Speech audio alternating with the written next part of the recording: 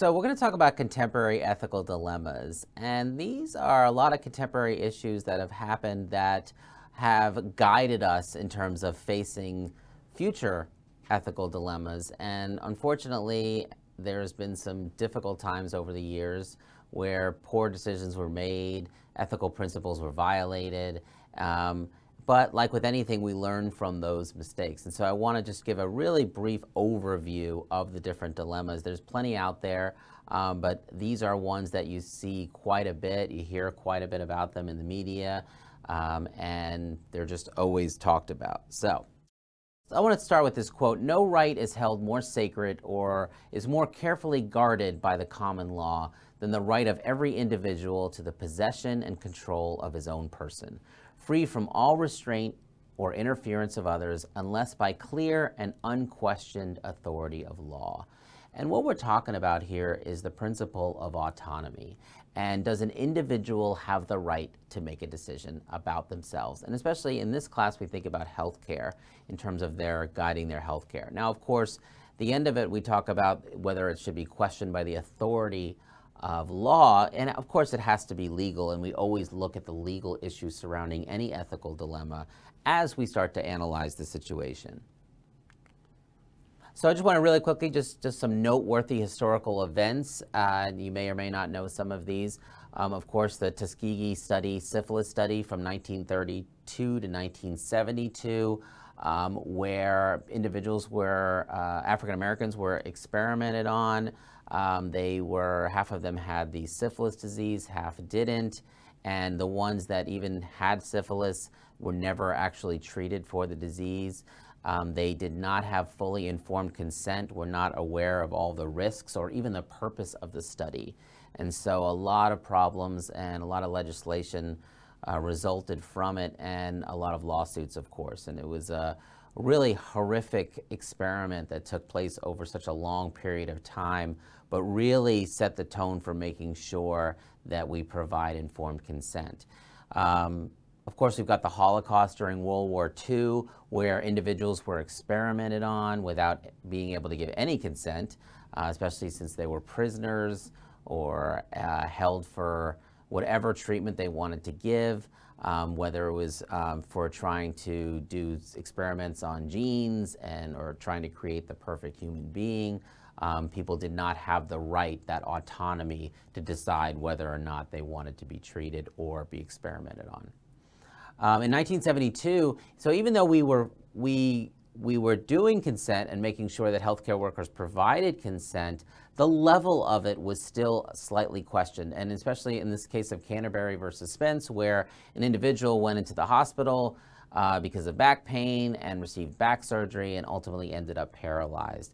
And the argument that the individual made was that they did not fully understand the implications of getting that type of surgery, and so could not give informed consent. And when we think about autonomy, the principle of autonomy, there's two requirements. One is that obviously you can make the decision yourself, but the other component is that you have all the information to make an informed decision. So if you don't have all the information, even though you might make the decision, technically it's not really autonomy. And then, of course, I'm going to talk a lot about today about abortion, but in 1973, women's right to abortion, Roe versus Wade. This was a Supreme Court case that set the tone to making abortion legal across all 50 states. So in 1994, the Oregon's Death with Dignity Act, and this relates to physician-assisted suicide. An individual who is dying can receive medication from a physician to ultimately end their life, giving them control over the last part of their life. Now, this was in 1994. Since then, we now have, I believe, 7 states where physician-assisted suicide is legal, and ultimately every year more and more states are supporting physician-assisted suicide. But ultimately it is a big ethical dilemma because of the idea of, should someone be able to take their own life? And should somebody, or a physician or healthcare worker, provide the means for someone to do so? In 1996, the Health Insurance Portability and Accountability Act, this was to protect the privacy of individuals receiving medical care, making sure that it is regulated, that healthcare workers do the best job that they can in preserving the confidentiality associated with any medical treatment. Most people are aware of HIPAA now. You have to sign a form understanding that your rights are being protected and that your medical care is considered private. In 1997, you probably heard of Jack Kevorkian. Jack Kevorkian was charged with murder. Now, we talked about physician-assisted suicide. However, the reason why, and for those of you who don't understand, Jack Kevorkian was helping people end their lives. And these were people with terminal illnesses. Now, typically in the past, he would help someone by giving them the means they needed to ultimately commit suicide themselves. However, in this situation where he was convicted of murder, he actually administered the medication that ended someone's life.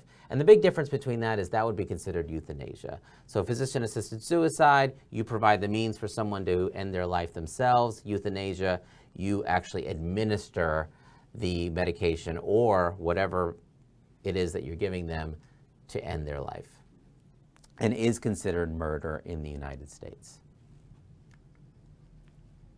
So we're going to talk about abortion, because abortion is in itself one of the biggest ethical dilemmas facing our society. It is something that constantly comes up.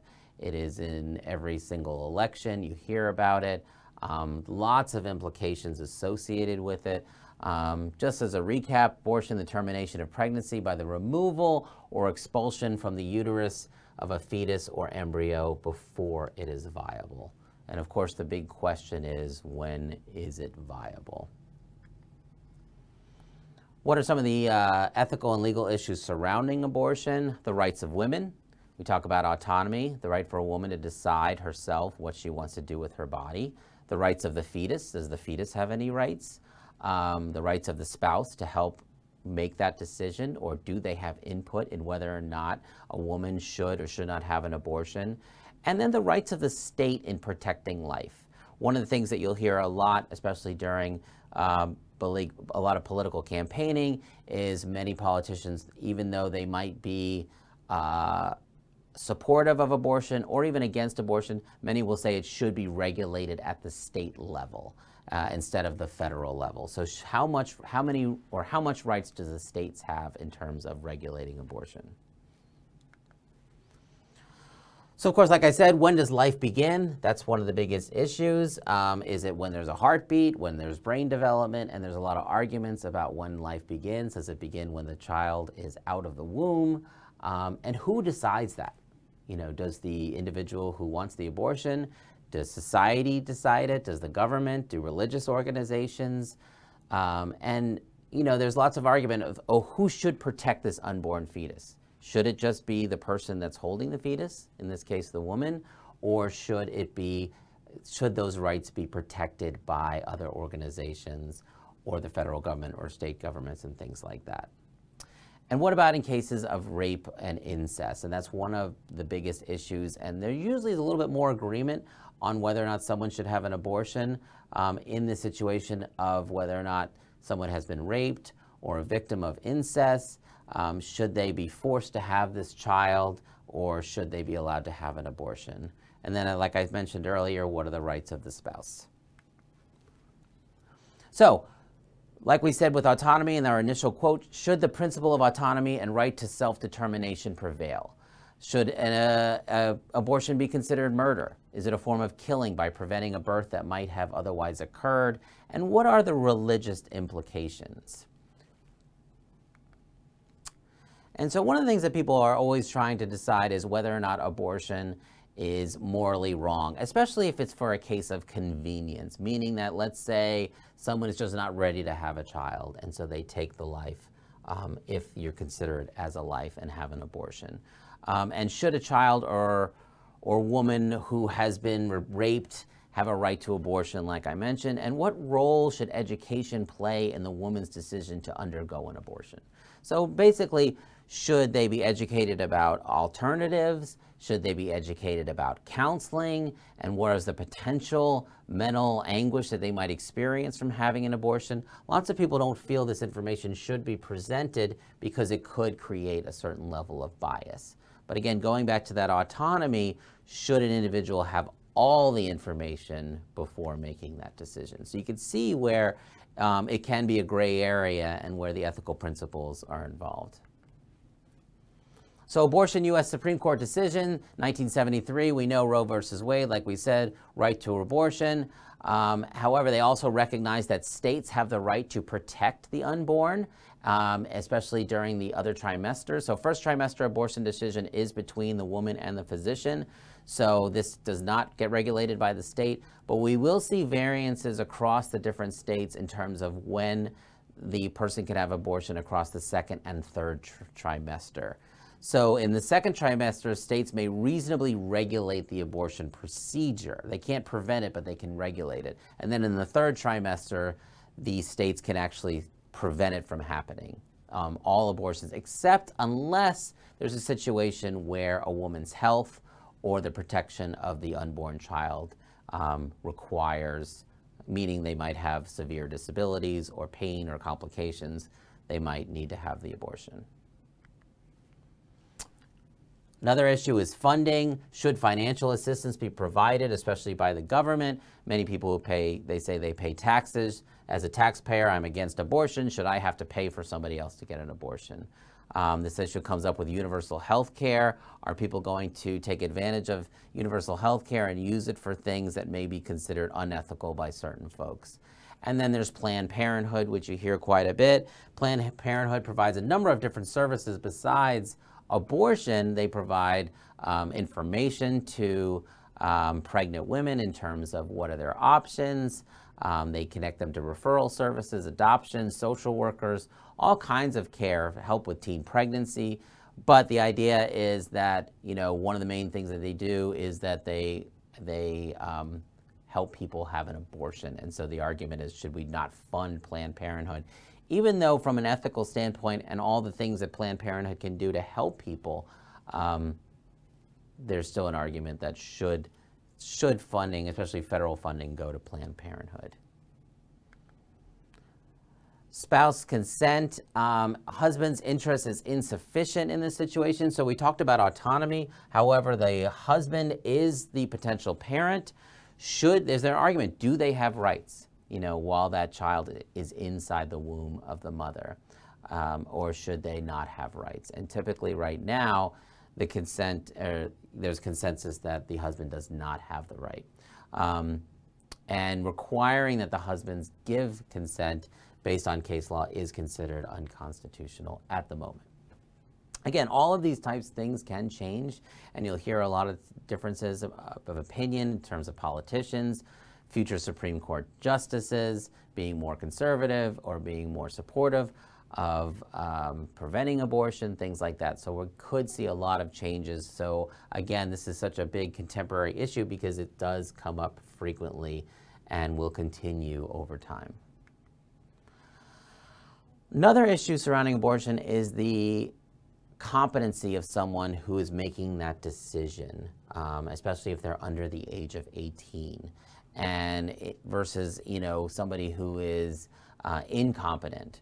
Or should a parent be required to provide notification, or should a parent be notified to approve an abortion? And states, there's variance across different states. From Florida, for example, a parent does need to be notified. But this poses a big question, especially for someone, let's say a 15-year-old. Maybe there's abuse going on in the home. Maybe they were raped and they're scared to go to a parent. So it does create a lot of different ethical scenarios that people need to consider when ultimately guiding these types of decisions.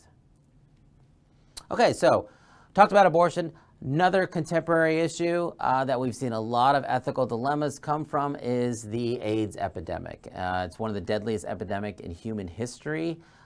First case appeared in the literature in 1981. More than 21 million people have died from the AIDS virus. It's caused by the human immunodeficiency virus. It is considered highly contagious, and it is a blood-borne virus. Destroys the body's capacity to ward off bacteria, ultimately damaging the immune system, and ultimately ending someone's life because they can't fight off certain simple things that are typically prevented by your immune system or you're protected by your immune system. Spread of AIDS, and really spread of HIV through blood fluids, vaginal secretions, semen, breast milk, blood transfusions, a huge ethical issue. And again, this goes to informed consent. There wasn't an awareness that people were giving blood who might have had the HIV virus. And so a lot of blood transfusions took place in the 80s where people were acquiring the disease from going into surgery, getting treatment. And so now there's much more regulations in terms of who can actually give blood, the blood is tested for HIV before it's actually administered. And again, who is responsible? And if a hospital, for example, is providing a blood transfusion and somebody gets the disease, they're ultimately harming that individual. So from an ethics standpoint, that would be considered non-maleficence. Also, AIDS in healthcare workers. One big question that comes up frequently is, because it is a transmittable disease, should healthcare workers who have HIV be able to be healthcare workers? And typically that's changed over time. Now they can be healthcare workers, but there was a lot of resistance, the fear that if they didn't follow good guidelines in terms of protection, that they might have transmitted the diseases. We know a lot more about the disease. We know the challenges in the spread of the disease and ways to protect ourselves from the disease much better now. And so that issue is a little bit better, but still there's a lot of people that don't feel that healthcare workers who have HIV or any other communicable disease should be a healthcare worker. Talk about stem cell research. Again, we're going to start to see this more and more as technology develops. The use of embryonic stem cells to create organs in various body tissues. Highly controversial, especially since it's an embryo. And people with religious beliefs don't feel that we should be creating life, even though it could be helping someone's life. And fears is how far scientists might go in attempt to create, say, the perfect person. So maybe they figure out a way that, they can stop anybody from being born or having Down syndrome or preventing Down syndrome. And the question, though, always comes, well, how are people who have Down syndrome, how are they now going to be treated? If you have something that now is not possible, are you somebody that's going to be treated poorly? And are you going to be discriminated against? Does this become a big justice issue? So that's all I have for today. We're going to talk more about some of these issues throughout the rest of the semester, but I just wanted to give you an overview of some of the common contemporary ethical dilemmas that have taken place and how they have guided us in how we address these situations today. Thank you very much.